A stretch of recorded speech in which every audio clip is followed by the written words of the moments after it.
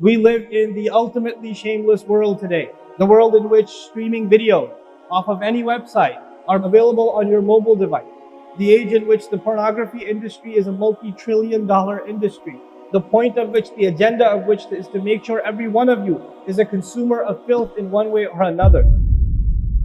This is our way of just doing a little bit, and I'm sure the good people who are out there, people of other faiths, they can understand this moral decline of society, Jews and Christians. So we don't like that our women are out there, they're being prostituted. It's not right. But now how can the brothers defend themselves?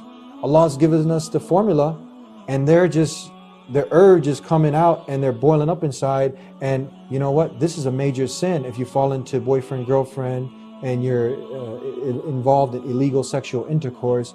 Pornography is on the rise. No Muslim should have any part in this. What are your comments and suggestions? What I would say is, what Shaitan tries to do with you. And when the whole John Edwards scandal happened, there was a whole, I remember Time Magazine or Newsweek did a whole issue on the psychology of a cheater.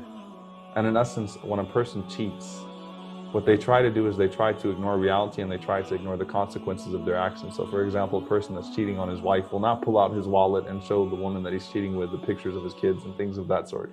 He wants to ignore reality. He wants to keep that put away, right? He's going to keep his cell phone on silent. He's not going to be able to talk on the phone and things of that sort with us, but he wants to ignore reality and ignore the consequences of his actions so that he can ignore a temporary pleasure. That's the struggle of life with Shaitan. With the devil and of course in this regard. So in pornography, engaging in premarital relationships, this has life-changing, this will damage your entire life. In essence, every relationship you go through, a part of you will die with that relationship. You would have had some secrets that you've given to the other person. You would have, had a level of trust now that's going to go down the drain. You would have exposed certain things to that person.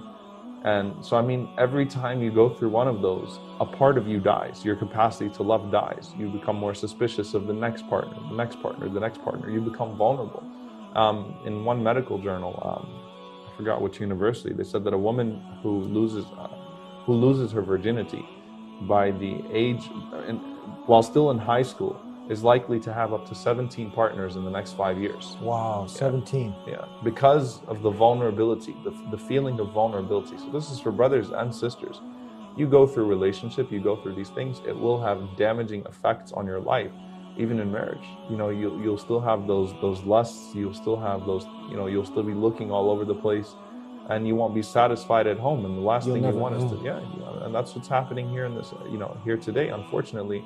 An over 50% divorce rate in this country. That means when you walk down the aisle in the United States, in our country, there's a greater than half chance that that person is going to be battling you in court for custody or for your wealth. Half a chance. Yeah, more than 50%. The divorce rate has risen above 50% at this point. But don't stop there. We know Islam is the self-defense to all of this negativity, evil that happens. And now we look at studies. You mentioned a study from Harvard. Talk about this study of people who have premarital sex and the chances of their relationship coming to an end just because of this. And Islam prevents this from happening if you just follow the way of life from the Creator. Talk about this study from Harvard. Absolutely. Well, again, there's like a 69% chance or something that your marriage will fail. 79%. Right. Absolutely. Well, I think it's clear. Imagine a society. Just imagine. And I'm not. Unfortunately, a lot of times what we'll do is we'll start to look at societies that already exist. I'm not talking about that. And it's not a utopian vision. We're talking about how to have happiness in the home. If the husband is not looking all over the place and his only source of sexual satisfaction is his wife, when he comes home, he looks at her. And Islam also encourages the spouses to look good for each other in the home. Abdullah ibn Abbas, the great companion, may Allah be pleased with him. Before he would walk into the house, he would start combing his hair, perfume himself, fix his clothes up, And he said, look, I like to look good for my wife just as I like her to look good for me. Where this is encouraged, the spouses to dress for one another. So you have the husband who walks into the house and takes off his clothes right away with what's called the wife beater. And then you've got the wife in her Winnie the Pooh pajamas with cream all over her face whenever the husband comes home.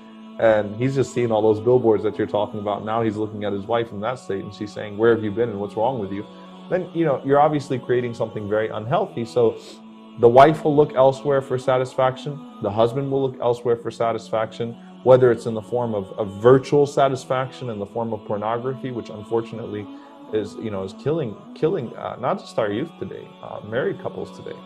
It has life-altering effects. Yeah. Right. So I mean, you just will never be able to have happiness in your marriage. So that's why Islam encourages you, focus your gaze on your spouse. Whenever you get married, you should look for someone.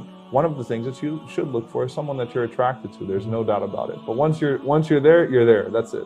You look at these glorified individuals online, people that aren't real looking, you know, and you know, you indulge in that, then nothing is going to satisfy the eye anymore. And again, everything Allah legislates is for your own good also. It's for your own good in this world. So Allah is trying to make it easy for you. So what I would say to those people, because look, I mean, let's face it, pornography and those types of, it's so rampant and people are struggling with it. That would even be good in other areas. They're good Muslims, but they're struggling with that. Just think about the consequences with God. Think about having to meet Allah and having to have that pornography played in front of you and having to explain to Allah that I was watching this in front of you. Because Allah was watching you the whole time. You know, it would get awkward if someone was watching you while you were watching pornography. Yeah. Allah was watching you. So this is killing your relationship with God. Because in essence, back to the psychology of a cheater, you're purposely trying to ignore God at those moments. No one is sitting there reading Quran while they're watching pornography or remembering God. They're trying to forget that God's watching them at that moment. So remember God is watching you. And as the scholar said, Anta turaqib Allah wallahu yaraqibuk. You are in observance of Allah and Allah is in observance of you. You know, so that's what I would say to those brothers. In that way, inshallah, whenever the time comes, you save yourself for the right sister, save yourself for the right brother, then inshallah you would find that satisfaction in looking at them, and you would find that satisfaction in being with them. And the superficial aspects of beauty would definitely go away, but the inner beauty would be your focus, and that would allow the person to remain beautiful in your eyes for the rest of your life, inshallah.